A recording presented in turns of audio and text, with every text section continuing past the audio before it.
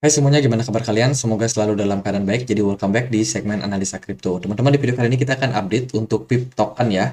Ini sesuai dengan requestan dari Harun Firdaus. Katanya minta dibahas lagi untuk PIP dan gimana ke depannya. By the way, sebelumnya kita udah pernah bahas juga soal PIP.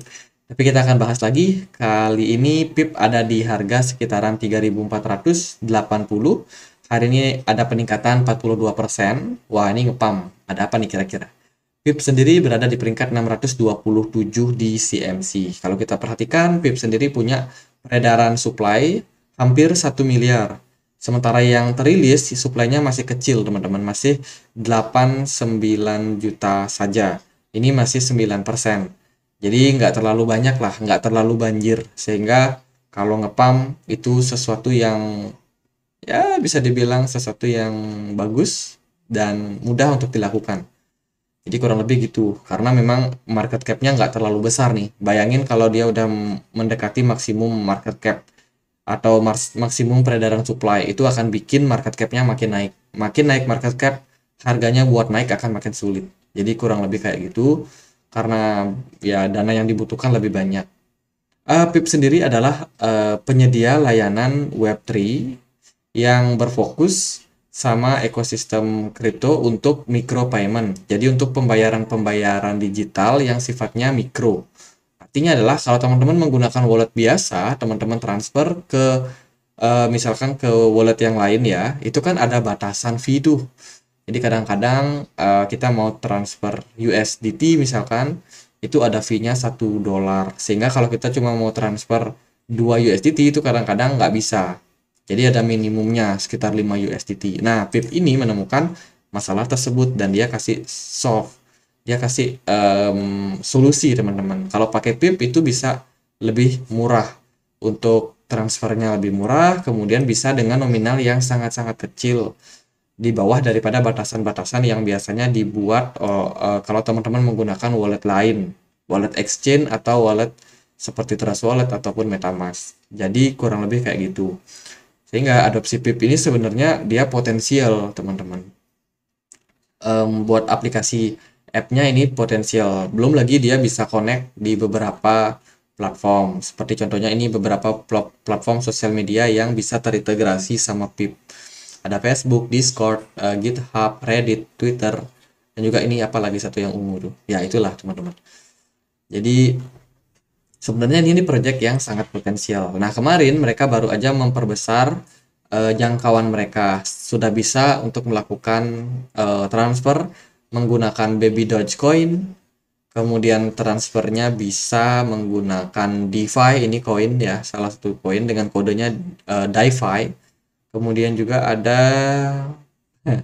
PP. Dia baru aja rilis PP juga di platform mereka. Nah, ini kayaknya yang bikin PIP naik nih karena dalam 13 jam terakhir setelah mereka launch, mereka melisting PIP dan sekarang teman-teman bisa melakukan transfer PIP token itu di platform PIP. Nah, itu harganya tiba-tiba naik ya. Ini ya transaksi yang dilakukan menggunakan PIP token cukup banyak, tapi nggak terlalu banyak juga sih.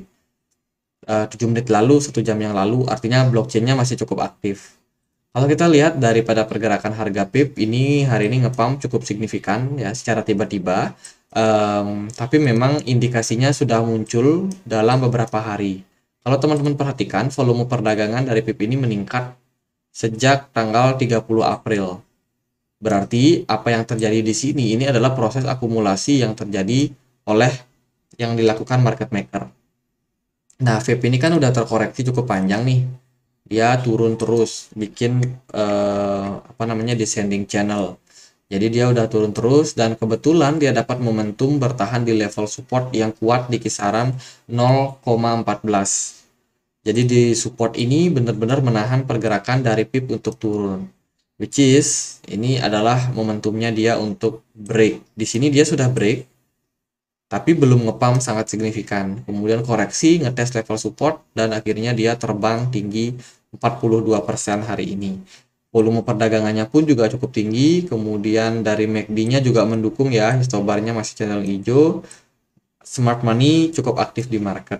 Nah, targetnya sih buat jangka pendek untuk PIP ini mungkin bisa naik ke 0,24 9. Itu berarti sedikit lagi ya. Kalau teman-teman ada yang punya tokennya, ya bisa di taking profit di area tersebut. Area tersebut adalah level resistance tertinggi saat ini atau all time high untuk PIP. Let's say kalaupun dia nggak berhasil jebol, kalau teman-teman udah taking profit, ya teman-teman udah profit. Tapi kalau teman-teman ada yang ketinggalan, teman-teman merasa, wah ini kita udah ketinggalan. Kalau menurut saya sih lebih baik cari posisi aman. Posisi amannya apa? Either dia tunggu koreksi dulu, baru teman-teman ada yang punya strategi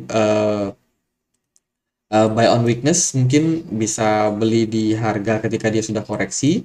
Jadi ekspektasi kita adalah dia mentok di level ini. Setelah mentok di level ini akan ada koreksi. Jadi kurang lebih seperti itu, teman-teman bisa manfaatkan pembelian di fase koreksi. Kalau teman-teman beli di fase sekarang, itu kemungkinan teman-teman nyangkut. Atau opsi yang kedua adalah menggunakan strategi buy on breakout. Jadi kita tunggu dulu PIP menembus level resisten di sini, kemudian dia benar-benar naik. Nah, biasanya di fase-fase setelah naik ini akan ada fase koreksi. Setelah itu teman-teman baru pikirkan untuk apakah teman-teman akan ambil posisi ini atau enggak. Nah, kemudian kita tunggu harganya naik, stop loss-nya mungkin bisa taruh agak di bawah. Jadi kalau dalam posisi seperti ini sih seperti itu ya amannya kita kalau trading.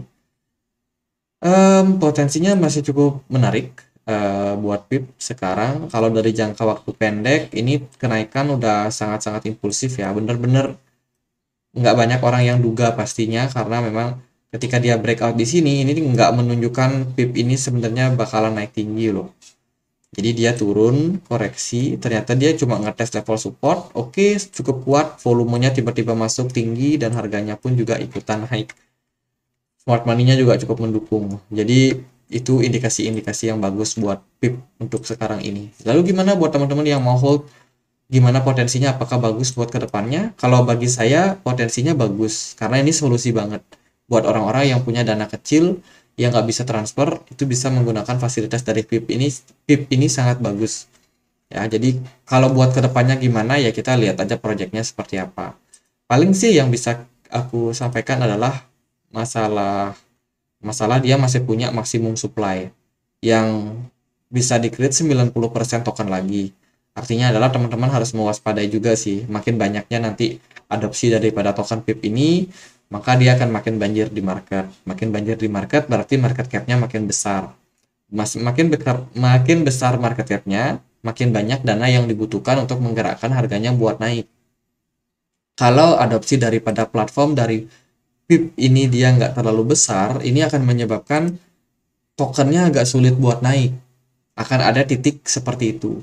Tapi kalau adopsinya ternyata makin banyak, itu nanti jadinya kayak Ethereum. Ethereum meskipun supply-nya makin lama makin banyak, tapi adopsi dari Ethereum makin lama juga makin banyak.